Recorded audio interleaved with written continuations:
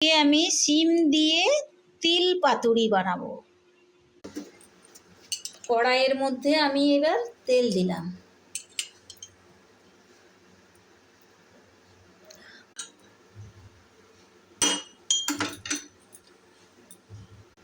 তেলটা গরম হয়ে গেছে, পরিমাণ মতো কালো জিরে দিলাম,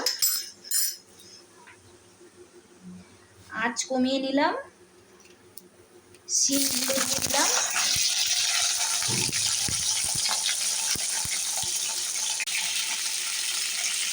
এটা কিন্তু সর্ষে তেলেই করছি।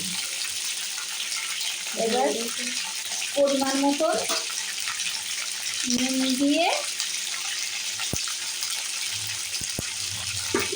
হলুদ দিয়ে ঢেকে দিলাম।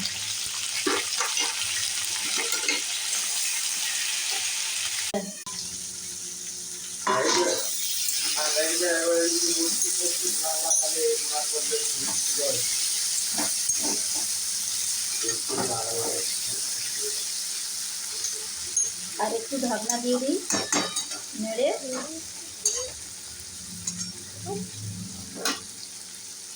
একটু ভাজা ভাজা হয়ে গেলে,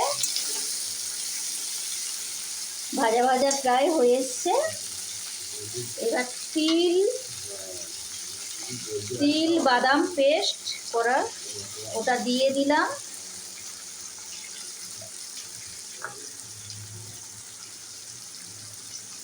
ওইটা ধুয়ে জলও দিয়ে দিলাম।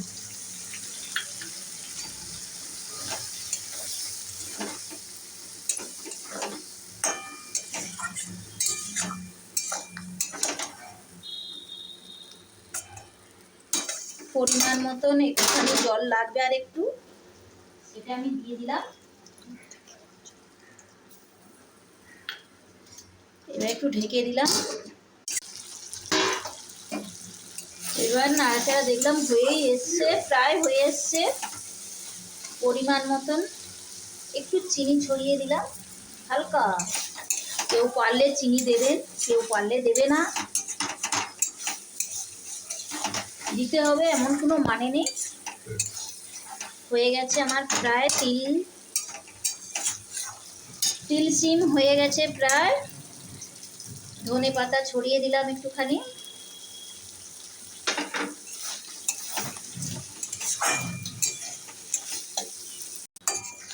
হয়ে গেছে আমার তিল শিম।